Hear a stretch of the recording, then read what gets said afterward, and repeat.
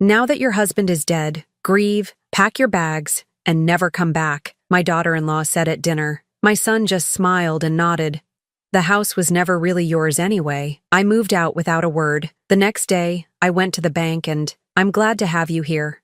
Follow my story until the end and comment the city you're watching from, so I can see how far my story has reached. The dining room felt different without Noel's presence. The mahogany table that had hosted countless family dinners now seemed too large, too empty, despite the three of us sitting around it. I kept glancing at his empty chair, expecting to see him there with his gentle smile and calming presence. It had been exactly 1 week since we buried my husband of 32 years.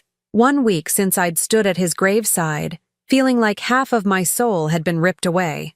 The grief still sat heavy in my chest, making every breath feel labored. "Pass the potatoes, Myrtle," Romy said, her voice sharp enough to cut glass. My daughter-in-law had never used a warm tone with me, but tonight there was something different, something colder. I reached for the serving bowl, my hands still trembling slightly. The funeral had drained me more than I'd expected. At 71, I thought I'd prepared myself for this day, but nothing could have prepared me for the hollow ache that followed me everywhere now. Wade, my 43-year-old son, sat between us like a referee who'd already chosen sides. He'd barely looked at me all evening, his attention focused entirely on his wife of 15 years. The son who used to crawl into my lap when he had nightmares now couldn't even meet my eyes. "The service was beautiful, wasn't it?" I offered, trying to fill the uncomfortable silence. "Your father would have loved seeing so many people there." Romy set down her fork with deliberate precision. "Yes. Well, that's actually what we need to discuss with you, Myrtle." Something in her tone made my stomach clench. I looked between her and Wade, searching for any sign of the warmth that should exist between family members who'd just shared a loss. Instead, I found cold calculation in Romy's eyes and uncomfortable avoidance in my son's. "What do you mean?" I asked, though part of me already dreaded the answer. Romy straightened in her chair, assuming the posture she used when delivering ultimatums. I'd seen it before, usually when she was explaining why Wade couldn't visit me as often or why family traditions needed to change to accommodate her preferences. "Wade and I have been talking," she began, her voice taking on that false sweetness she used when she wanted something. "Now that Noel is gone, this house is going to be too much for you to handle alone." I blinked, confused. Too much? I've been managing this house for over 30 years. I know every creaky floorboard and temperamental faucet. That's exactly the problem, Romy continued, her mask of pleasantness slipping slightly. "You're not getting any younger, and maintaining a house this size is expensive. Wade and I think it would be best if you moved somewhere more suitable." The words hit me like a physical blow. Moved. This is my home. Noel and I built our life here. Wade grew up here. Wade finally spoke, his voice barely above a mumble. "Mom, Romy's right. The upkeep alone is going to be overwhelming for you." "I'm not helpless, Wade," I said, hearing my voice crack slightly. "And this house. Your father and I saved for years to buy this place. Every room holds memories of our life together." Romy's expression hardened. "Memories don't pay utility bills or property taxes. Be practical, Myrtle." I stared at her. This woman who'd systematically pushed me out of my son's life for 15 years. The woman who'd convinced Wade that Sunday dinners with his mother were too much pressure, and that holiday visits needed to be balanced between families, which somehow always meant more time with her relatives. "What exactly are you suggesting?" I asked, though I could feel the answer forming like ice in my stomach. "We think you should look into one of those nice senior communities," Romy said, her tone suggesting she was doing me a tremendous favor. "Somewhere with activities and people your own age. It would be so much better for you than rattling around in this big empty house." I turned to Wade, desperately hoping to see some sign that he disagreed with this plan. "Wade, you really think I should sell the house where you grew up? Where your father and I—" "It makes sense, Mom," he interrupted, still not meeting my eyes. "And honestly, Romy and I could use the space.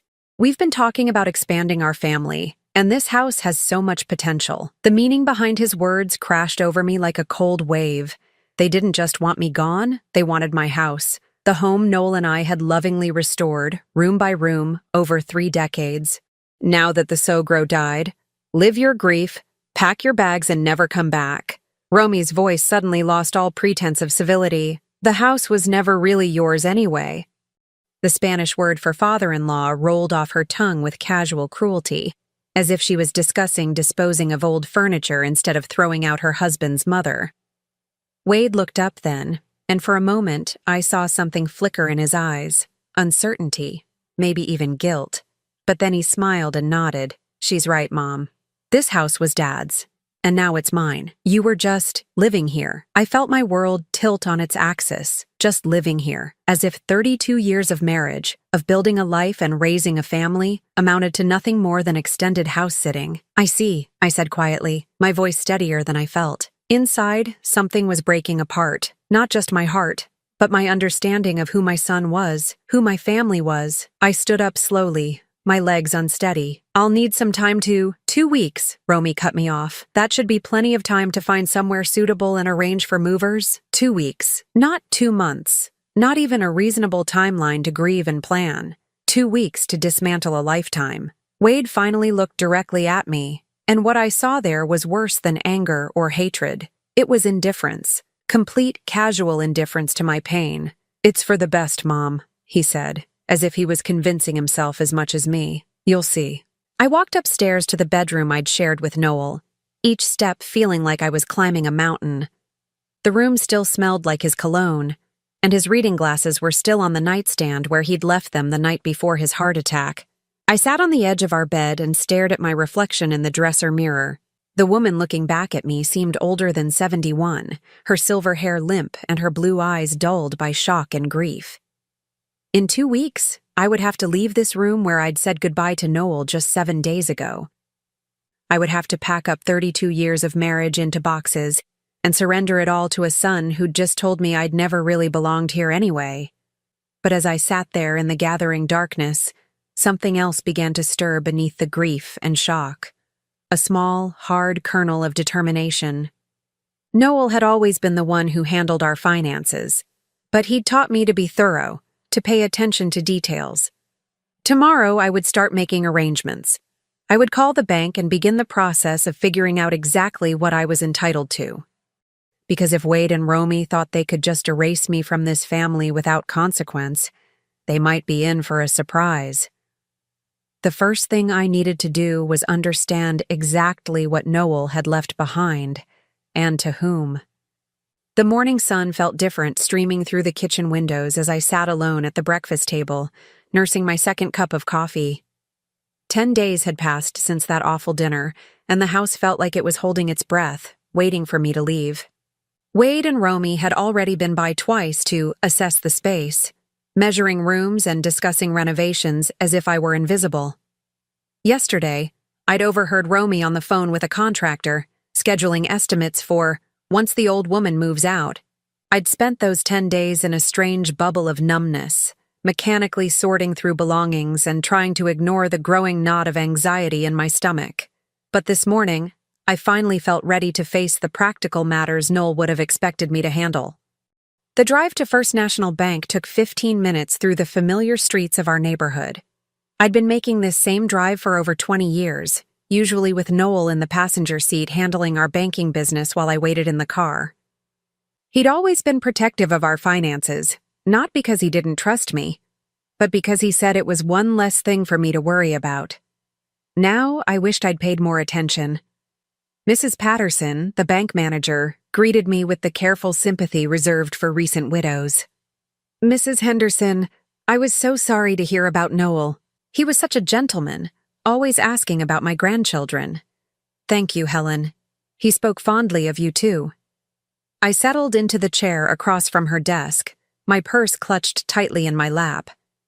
I need to understand my financial situation. Noel handled everything, and I'm afraid I'm rather lost.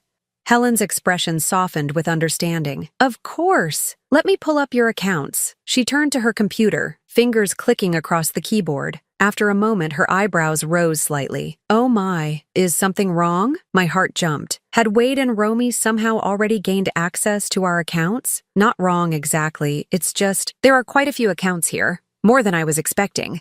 Helen's voice held a note of surprise. Let me start with the joint checking account you and Noel used for household expenses. She printed out a statement and slid it across the desk.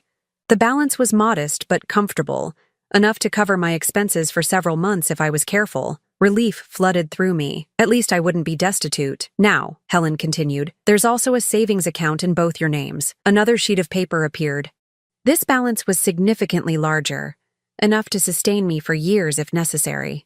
That's wonderful, I said, feeling some of the tension leave my shoulders. Noel was always careful about saving. Yes, he was very methodical, Helen agreed, but she was still frowning at her screen. Mrs. Henderson, I'm seeing several other accounts here that I need to verify. Some appear to be in your name only. When was the last time you reviewed your complete financial portfolio with Noel? My name only? I echoed, confused. That doesn't sound right. Noel managed all our finances. Helen's fingers flew over the keyboard again. According to our records, there are 4 additional accounts, 2 CDs, a money market account, and, this is interesting, a trust account that was established 5 years ago. My head began to spin. I don't understand. Noel never mentioned any of this to me. May I ask, did your husband ever express concerns about your family situation? Sometimes clients establish separate accounts as a form of protection. The question caught me off guard. Protection? From what? I'm not sure what you mean. Helen hesitated, clearly choosing her words carefully. Sometimes when clients have complex family dynamics, perhaps concerns about inheritance disputes or external pressures, they take steps to ensure their spouse's financial security. I thought about Noel's behavior over the past few years. How he'd started asking pointed questions about Romy's spending habits. How he'd grown quiet whenever Wade mentioned their financial struggles. How he'd insisted on handling all our banking personally, never allowing Wade to accompany him even when our son offered. Can you tell me about these other accounts? I asked, my voice barely above a whisper. Helen printed several more pages. The first CD has been rolling over annually for 7 years. The second was opened 3 years ago. The money market account has been receiving automatic transfers from your joint checking account. Small amounts, $50 here and there, but over time. She handed me the statements. The numbers swam in front of my eyes. These weren't modest emergency funds. These were substantial amounts of money, enough to buy a house, enough to live comfortably for decades. How is this possible? I asked. I never signed anything. I never. Actually, you did, Helen said gently, pulling out a file folder. Your signatures are on all the paperwork. It appears Noel brought you in to sign documents, probably telling you they were routine banking updates or insurance forms. I stared at the papers she showed me. There was my signature, dated and witnessed, on forms I didn't remember signing. But looking at the dates, I could place some of them. The day we'd come in to update our address after the house numbers changed. The time we'd switched to a new type of checking account. He never told me what I was really signing. I whispered. It's not uncommon, Helen said carefully. Some spouses prefer to handle the details to avoid causing stress or confusion, and legally, everything is above board. These accounts are legitimately yours. I tried to process what this meant. While Wade and Romy were measuring my kitchen and planning their renovations, while they were treating me like a burden to be disposed of, I had resources they knew nothing about. There's one more thing, Helen said, her voice even more cautious now. The trust account I mentioned? It's been receiving transfers from a business account for the past 5 years, the Henderson Construction Trust. I believe that was your husband's company? Yes, but Noel sold the business when he retired. Wade said the money from the sale was barely enough to pay off debts. Helen consulted her screen again. According to our records, the business account is still active. There have been regular deposits and then transfers to your trust account. Mrs. Henderson, I think you need to speak with the business accountant. There may be more to your financial picture than you realize.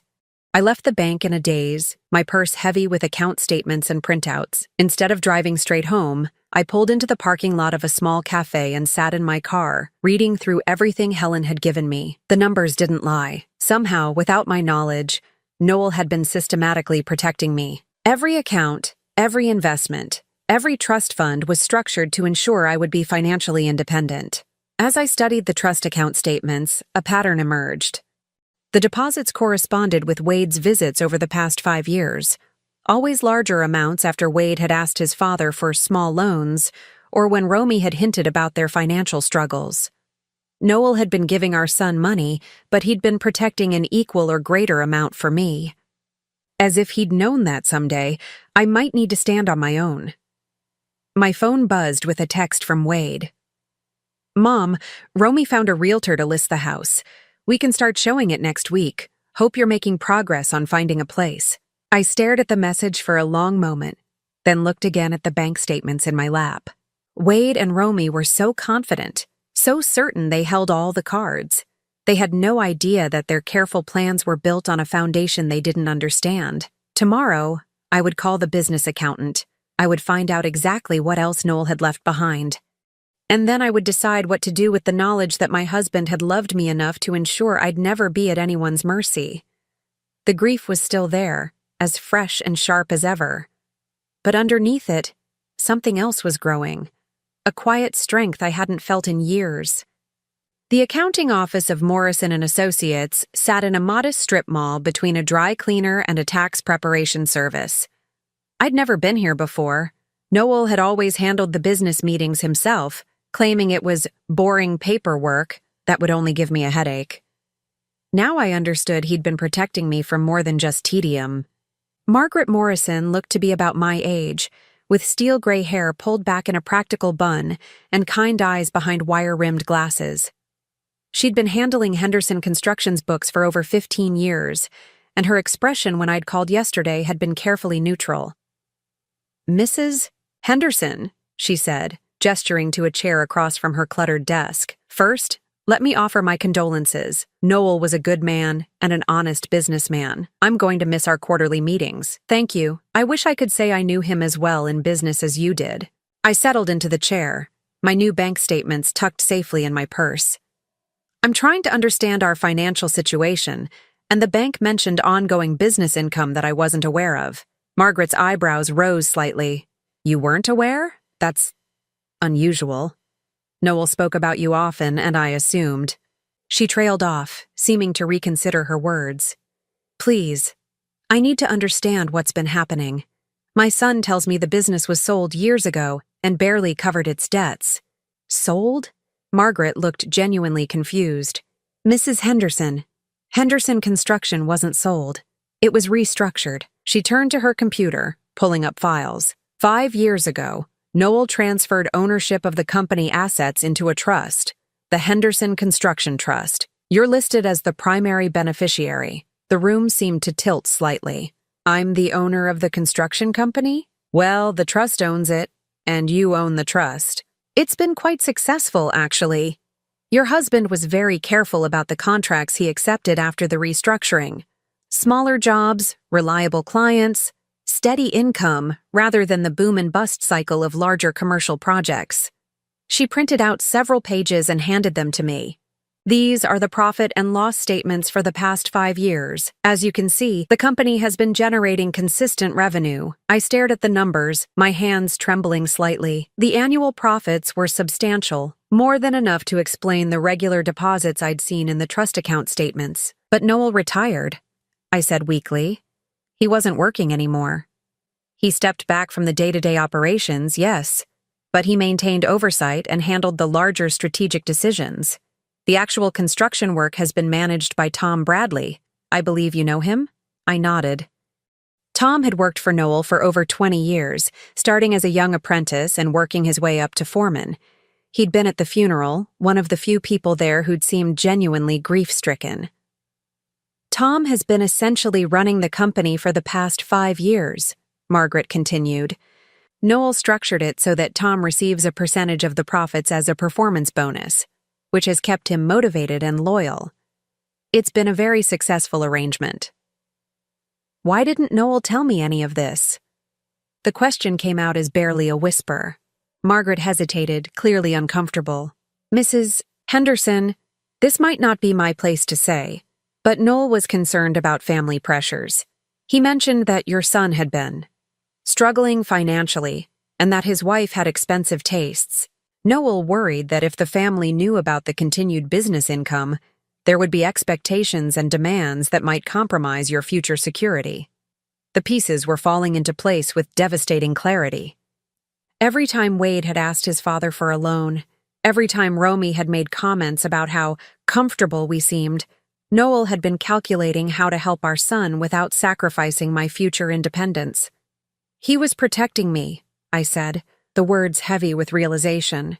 He was protecting both of you in different ways, Margaret said gently. The loans he made to Wade over the years were substantial, but they came from the business operating account, not from your personal assets, and he was very careful to document everything properly. She pulled out another file folder. These are copies of all the loan agreements between the business and your son. Noel insisted on treating them as formal business transactions, with payment schedules and interest rates. I opened the folder with shaking hands. Page after page of loan documents, each one signed by both Noel and Wade. The amounts were staggering, tens of thousands of dollars over the past 5 years, supposedly for Wade's various business ventures and investments. Has Wade been making payments on these loans? I asked, though I already suspected the answer. Margaret's expression grew uncomfortable. The payment schedule shows significant arrears. As of last month, the outstanding balance with accumulated interest is approximately $87,000. The number hit me like a physical blow. Wade owed the family business, my business, nearly $90,000, while simultaneously claiming his father had left nothing but debts. What happens to these loan obligations now? I asked. They transfer with the business assets. As the new owner of the trust, you have the legal right to demand payment or restructure the terms as you see fit. I thought about Wade and Romy measuring my kitchen, planning their renovations, discussing when they could start showing the house. They were so confident, so certain they deserved everything Noel had built. There's one more thing you should know, Margaret said, her voice even more careful now. Last month, your son contacted me directly. He said that with his father's passing, he'd be taking over management of the business affairs. He asked me to prepare a transfer of ownership documents. And? I told him I'd need written authorization from the trust beneficiary, from you. He seemed surprised that you were involved in the business structure at all. So Wade had been planning to claim the business along with the house, assuming I was too grief-stricken and naive to understand what was happening. The betrayal cut deeper than I'd thought possible. Margaret, I need to ask you something confidential, I said. If I wanted to maintain the current business structure with Tom continuing to manage operations, would that be feasible? Absolutely. Tom has been hoping to hear from you, actually. He's concerned about the company's future and his own job security. If you're willing to maintain the status quo, I think you'd find him very reliable and grateful for the opportunity to continue. I gathered up all the papers, my mind reeling with the implications of what I'd learned. The business was mine. The substantial debt Wade had accumulated was real and legally enforceable, and neither he nor Romy had any idea that their plans were built on a foundation of lies and assumptions. I'd like to schedule a meeting with Tom as soon as possible, I said. And I want to understand all of my options regarding the outstanding loans. Of course. Shall I call Tom this afternoon? Yes, please. And Margaret, I'd appreciate it if this conversation remained confidential for now. Absolutely. Client confidentiality is sacred in this business. As I drove home, my phone buzzed with another text from Romy. Myrtle, the realtor wants to schedule a photographer for tomorrow. Make sure the house is clean and decluttered. First impressions matter for potential buyers. I stared at the message for a long moment before tucking my phone away without responding. Let them plan their photography session. Let them imagine their future in my house, spending money they thought they'd inherited. They had no idea that the foundation they were building their dreams on was about to crumble beneath them. That evening, I sat in Noel's study for the first time since his death, surrounded by his carefully organized files.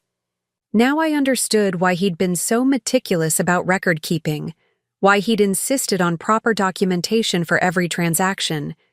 He'd been building a fortress around me, brick by brick, transaction by transaction. And tomorrow, I would start learning how strong those walls really were.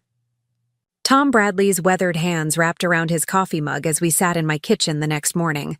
At 55, he still had the broad shoulders and calloused palms of a man who'd spent his life building things, but his eyes held a wariness I'd never seen before. "Mrs. Henderson, I gotta be honest with you," he said, his voice rough with emotion. "I've been worried sick since Mr. Noel passed. Wade came by the job site last week, talking about evaluating assets and streamlining operations. It didn't sound good for folks like me."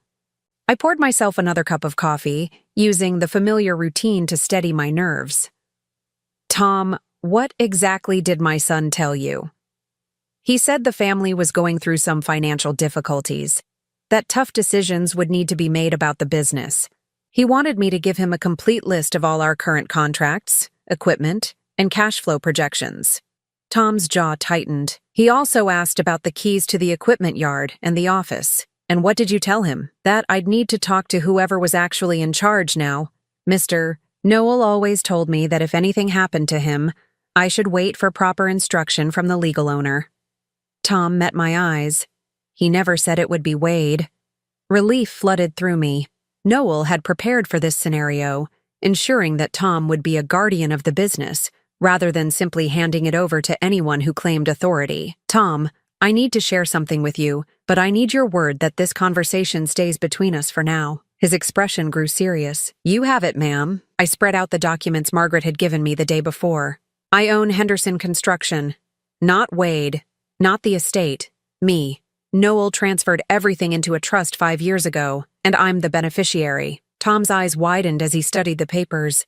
"Well, I'll be damned. Pardon my language, ma'am, but Mr. Noel was always thinking 3 steps ahead." "He was indeed, and according to these records, the business has been quite profitable under your management."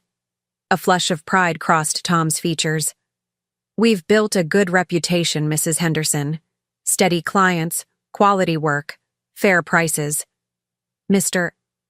Noel taught me that repeat customers are worth more than any single big score. I want you to continue exactly as you have been," I said, "but I need to understand something. Wade has been less than honest about the family's financial situation. Can you tell me about any interactions you've had with him regarding business matters?" Tom's expression darkened.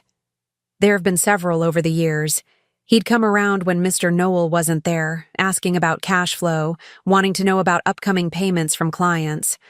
A couple times he suggested that maybe the business could help him out with some temporary funding for investment opportunities." "And what did you tell him?" "That he'd need to talk to his father. I'm not stupid, Mrs. Henderson. I could see what was happening." Tom's voice grew harder. "Last year, he actually showed up at the bank the same day we deposited a big payment from the Morrison office building project. Just coincidence," he said.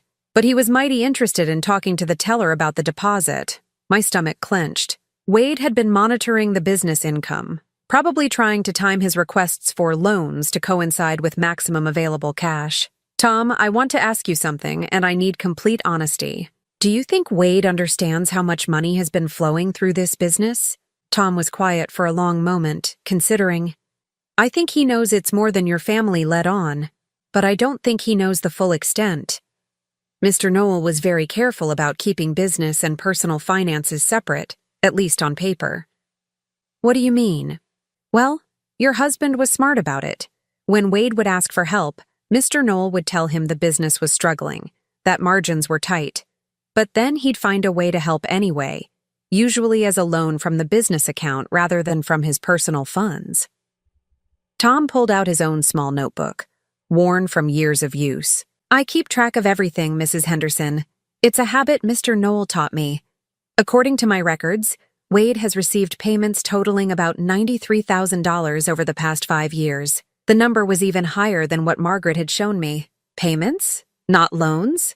That's what I mean about Mr. Noel being smart. He'd structure them as loans on paper, with payment schedules and everything.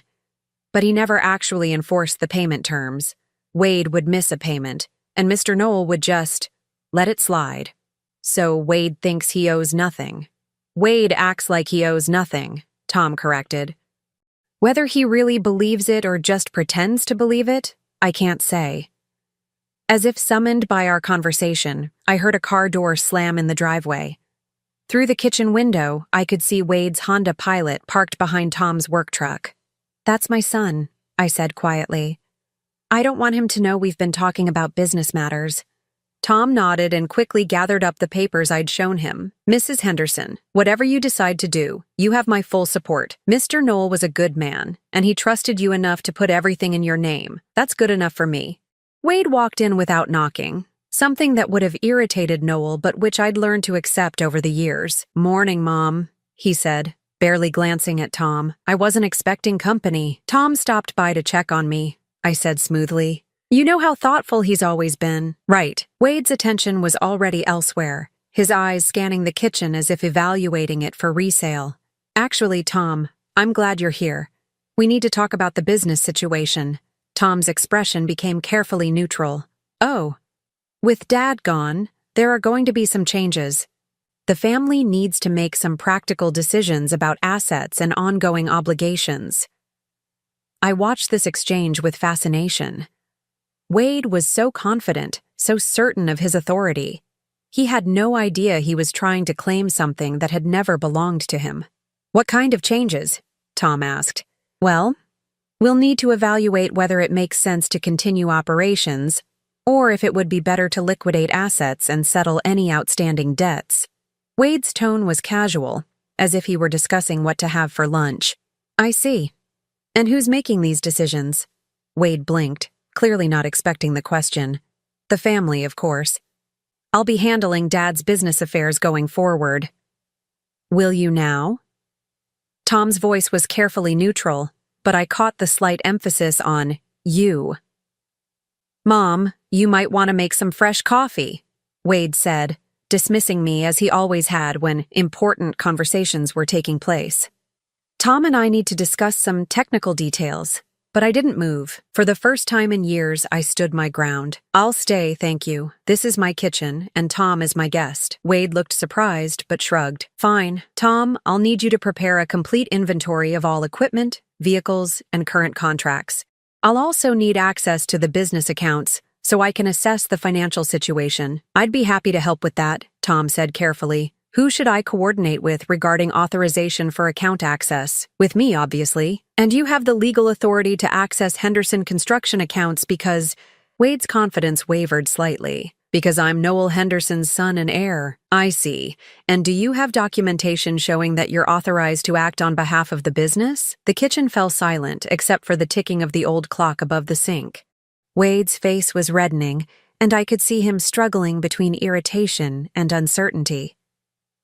"Look, Tom, I don't think you understand the situation here," Wade said, his voice taking on the condescending tone he used when he felt challenged. "This isn't a hostile takeover. I'm trying to clean up Dad's affairs and make sure everyone gets taken care of. But I can't do that if you're going to make things difficult." "I'm not trying to make things difficult," Tom replied evenly. "I'm just trying to understand who I'm supposed to be taking orders from. Your father was very clear about proper procedures and documentation." Wade turned to me, clearly expecting support. "Mom, explain to Tom that I'm handling Dad's business matters now." I looked at my son, this man who was planning to sell my house out from under me, who had accumulated nearly $90,000 in debt while claiming his father left nothing behind, and made my choice. "Actually, Wade, I think Tom is right to ask for proper documentation," I said quietly. "Your father was always very careful about these things." Wade stared at me as if I'd grown a second head. "What are you talking about?" "I'm talking about making sure everything is handled properly and legally. Surely you can understand the importance of that." For the first time since this conversation began, Wade looked uncertain, and watching that uncertainty creep across his features, I felt something I hadn't experienced in years: power. The phone call came at 7 in the morning, 3 days after my confrontation with Wade in the kitchen. I'd been expecting it. You can't question someone's assumed authority without consequences, especially when that someone is used to getting his way. "Mom, we need to talk. Now." Wade's voice was tight with barely controlled anger. "Romy and I are coming over. It's rather early, don't you think?" "This can't wait. We'll be there in 20 minutes. The line went dead before I could respond. I took my time getting dressed, choosing a navy blue dress that Noel had always said made me look dignified. If this was going to be a confrontation, I intended to face it properly. They arrived exactly 20 minutes later, Romy's heels clicking aggressively on the front porch. I opened the door before they could knock. maintaining the small advantage of being the hostess in my own home. "Good morning," I said pleasantly, as if this were a social visit. Romy pushed past me into the living room, her designer purse clutched like a weapon. Wade followed, his face grim. They both remained standing, positioning themselves between me and the door in what I recognized as an intimidation tactic. "Mom, I don't know what kind of game you think you're playing," Wade began. "But Tom Bradley called yesterday and said he can't provide me with business information without proper authorization. What did you tell him?" I settled into Noel's favorite armchair, the one with the best view of the room. "I told him to follow proper procedures. Your father would have expected that." "Proper procedures?" Romy's voice was shrill. "Wade is Noel's son and heir. What more authorization does anyone need?" "Legal authorization," I said calmly. "The kind that comes with actual ownership." Wade's eyes narrowed. "What are you talking about? Dad's will leaves everything to the family." "I'm the executor, which means I handle all the assets until probate is settled." "Actually, Wade, that's not quite accurate." I reached for the folder I'd placed on the side table, the one containing all the documents Margaret Morrison had given me. Wade and Romy both tensed as I opened it. "Your father's will does indeed leave his personal possessions and this house to the family," I continued, "but Henderson Construction isn't part of his estate. It hasn't been for 5 years. "What are you talking about?" Wade demanded. I pulled out the trust documents and set them on the coffee table between us. "Henderson Construction has been owned by the Henderson Construction Trust since 2019. I am the sole beneficiary of that trust." The silence that followed was deafening. Romy reached for the documents first, her manicured fingers shaking as she scanned the legal language. Wade read over her shoulder, his face growing pale. "This is impossible," Romy whispered. "You don't know anything about business. You never even balanced a checkbook." "You're right, I didn't. Your father handled all of that. But apparently, he understood things about our family situation that I was too naive to see." Wade sank onto the sofa as if his legs had given out. "But the business was struggling. Dad always said margins were tight, that there was barely enough to keep operations running. The business has been quite profitable, actually. Here are the financial statements for the past 5 years. I handed him another set of papers. Watching Wade's face as he processed the numbers was like watching someone realize they'd been playing chess while everyone else was playing checkers. "These profits," Wade's voice was barely audible. "Where did this money go?" "Some of it went to you, Wade. Quite a lot of it, actually." I pulled out the loan documentation. $87,000 over 5 years, to be precise. Romy grabbed the loan papers, her eyes scanning frantically. "These say loans. Wade, you told me those were gifts. You said your father was helping us get established." "They were gifts," Wade said, but his voice lacked conviction. "Dad never asked for payments. He never even mentioned payment schedules." "Actually, he did," I said quietly. "Margaret Morrison has copies of every conversation, every missed payment, every time your father chose to extend the terms rather than demand what you owed." I watched as the reality of their situation began to sink in. Wade had built his financial life on the assumption that his father's generosity would continue indefinitely. He'd probably borrowed against those expectations, made commitments based on money he thought was his. "But this doesn't change anything," Romy said suddenly, her voice taking on a desperate edge. "The house still goes to Wade. That's worth more than some little construction business." "Is it?" I asked mildly. Romy's eyes flashed with something between anger and panic. "Don't play games, Myrtle. This house is worth at least $400,000. "You're right. It's a lovely property. Of course, there is the matter of the mortgage." Wade looked up sharply. "What mortgage? Dad said the house was paid off." "It was. But 18 months ago your father took out a home equity loan. Quite a substantial one, actually." I pulled out the final set of documents, the ones I'd discovered in Noel's study just yesterday, filed carefully in a folder marked Emergency Funds. "A home equity loan for $350,000, I continued. "The proceeds were transferred into the Henderson Construction Trust account, which means they became part of my inheritance." Romy's face went white. "That's not possible. We would have known. We would have had to sign." "Your father was the sole owner of the house at the time," I interrupted. I was listed as a spouse with rights of survivorship, but not as a co-owner. He didn't need anyone else's signature. Wade stared at the loan documents like they were written in a foreign language. But why would he do this? Why would he mortgage the house just to put money in a business account? For the first time since this conversation began, I allowed my carefully controlled emotions to show. Because he was protecting me, Wade. He was making sure that no matter what happened, I would have financial security. Protecting you from what? Wade's voice was hoarse. From this, I said, gesturing to the scene in front of me. From being thrown out of my own home by family members who saw me as a burden instead of a person. From being left with nothing while everyone else claimed what they thought they deserved. Romy's composure finally cracked completely. You manipulated him. You convinced a dying man to change everything. Your father wasn't dying when he set up these trusts, Romy. He was planning. And the fact that he felt the need to plan for this scenario should tell you something about how he viewed our family dynamics. Wade's hands were shaking as he set down the papers. Mom, surely we can work something out. You don't really want to run a construction business. And the house. This house is our family home. It should stay in the family. It is staying in the family, Wade. It's staying with me. But the mortgage payments, Romy said desperately. How will you afford the mortgage payments? The same way your father intended, with income from Henderson Construction. Tom Bradley assures me the business is quite stable, and Margaret Morrison says the cash flow will easily cover the loan payments with plenty left over for my living expenses. I stood up, smoothing my dress. Now, I believe you mentioned something about moving out? I think that's still an excellent idea. Not for me, of course, but I'm sure you'll find somewhere lovely to start fresh. Wade looked at me as if seeing me for the first time. Mom, you can't be serious.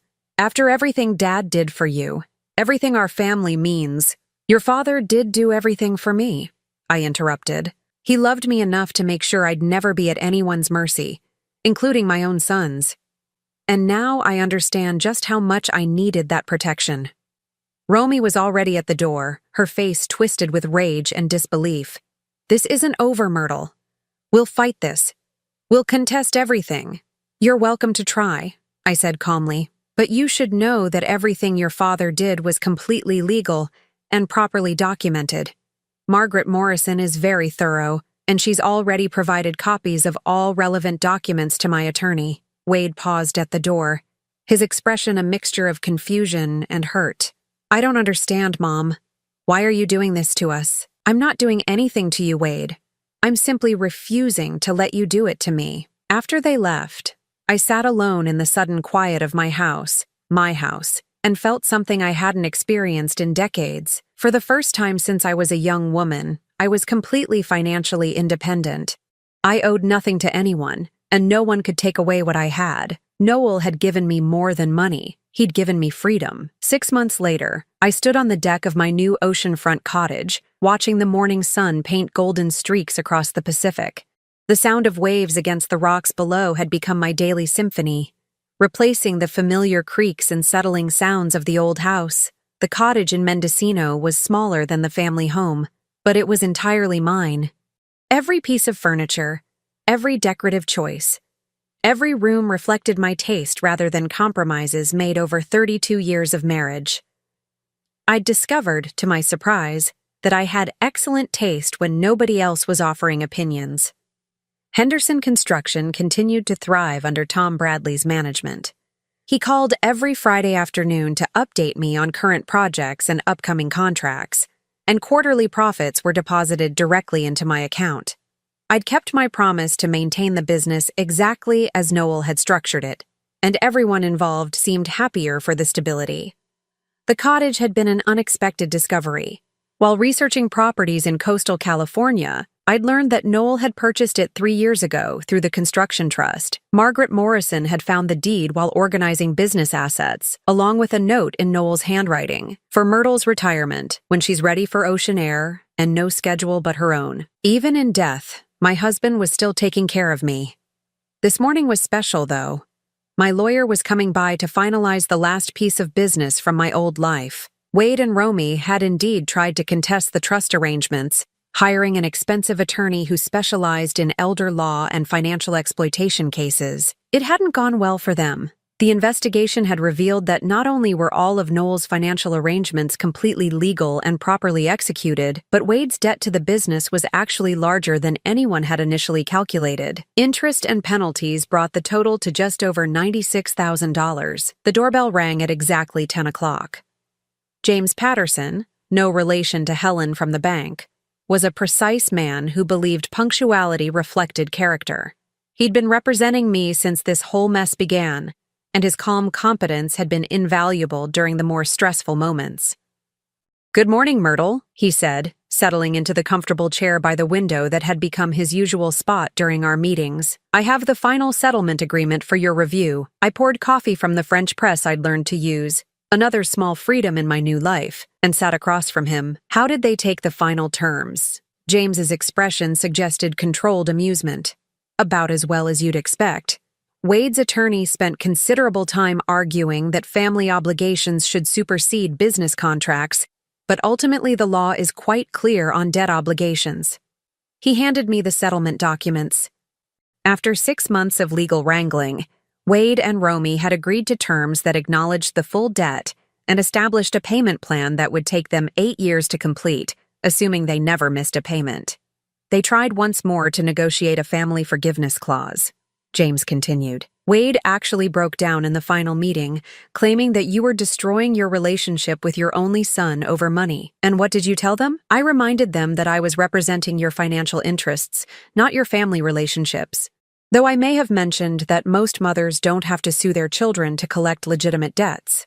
The settlement also included a provision that particularly satisfied me. If Wade and Romy defaulted on payments, the business could legally garnish Wade's wages and place liens on any property they purchased. It was a safety net that would ensure I received what was owed, regardless of their future financial decisions. "There's one more thing," James said, pulling out a separate envelope. "This arrived for you yesterday." The envelope was addressed in Wade's familiar handwriting. Inside was a brief note on plain paper. "Mom, I know you probably won't forgive me for fighting you on this, but I wanted you to know that I finally understand what Dad was doing. It took losing almost everything for me to see how much I'd taken for granted. Romy and I are getting marriage counseling, and I'm working 2 jobs to meet the payment schedule. I'm hoping that someday you might be willing to talk to me again. I'm sorry for everything. Wade." I folded the letter carefully and set it aside. The apology was genuine, I could tell, but it was also 6 months too late and motivated by consequences rather than conscience. "Any response you'd like me to convey?" James asked. "No. If Wade wants to rebuild a relationship with me, he can do it the same way he'll pay off his debt. Gradually, consistently, and over time." After James left, I took my coffee out to the deck and read Wade's letter again. The grief was still there, not just for Noel, but for the son I'd thought I'd raised and the family relationships I'd believed were real. But underneath the sadness was something stronger, a deep satisfaction that I'd stood up for myself when it mattered most. My phone rang, interrupting my thoughts. The caller ID showed a number I didn't recognize, but something about it seemed familiar. "Hello? Mrs. Henderson? This is Linda Morrison, Margaret's daughter. I hope you don't mind me calling." I did remember Linda, a nurse who worked at the regional hospital. Margaret had mentioned her occasionally during our meetings. "Of course not, dear. How can I help you?" "Well, it's actually how you might help us. Mom told me about your situation, about how you had to rebuild your life after family difficulties. I'm starting a support group for women who've had to deal with financial manipulation by family members, and I wondered if you might be willing to share your experience." The request caught me off guard. I'm not sure I'd know what to say. You'd be surprised how many women find themselves in similar situations. Adult children who feel entitled to their parents' assets, spouses who hide financial information, family members who mistake kindness for weakness.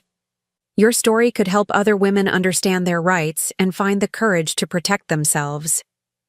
I thought about this for a moment, watching a pelican dive for fish in the bay below. 6 months ago, I'd been a grieving widow facing homelessness at the hands of my own son. Today, I was financially independent, living exactly where I wanted to live, accountable to no one but myself. "When would you like me to speak?" I asked. "Really? You'll do it?" "I think I will, but not about revenge or legal battles. I want to talk about the difference between being a loving family member and being a doormat, about the importance of understanding your own financial situation, about the gift Noel gave me when he protected my future, even from our own son." We scheduled the speaking engagement for the following month. After hanging up, I realized that helping other women navigate similar situations felt like a purpose, a way to honor both Noel's protection and my own hard-won independence. That evening, I did something I'd started doing every night since moving to the cottage. I sat on my deck with a glass of wine and watched the sunset, taking time to appreciate the simple fact that this view, this peace, this freedom was entirely mine. No one could take it away from me. No one could vote me out of my own life. No one could decide I was disposable. The cottage was quiet except for the ocean's rhythm and the distant call of seabirds settling in for the night. Tomorrow, I would tend to my garden, maybe drive into town for lunch at the little bistro where the owner always saved me the table by the window. Simple pleasures that belonged entirely to me. Wade's debt would be paid eventually, whether he managed it responsibly or the business had to garnish his wages. The legal settlement ensured that justice would be served regardless of his choices. But the real victory wasn't financial. It was the knowledge that I'd found the strength to demand the respect I deserved. As the last light faded from the sky, I raised my glass in a silent toast to Noel, wherever he was. He'd loved me enough to ensure I'd never be helpless, never be dependent on the mercy of people who saw me as expendable.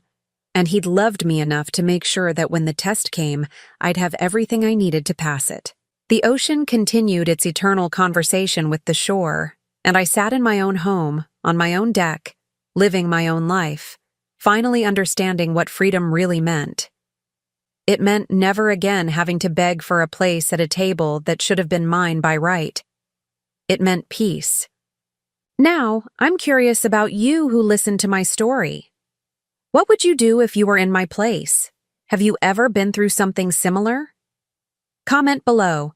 And meanwhile, I'm leaving on the final screen 2 other stories that are channel favorites, and they will definitely surprise you. Thank you for watching until here.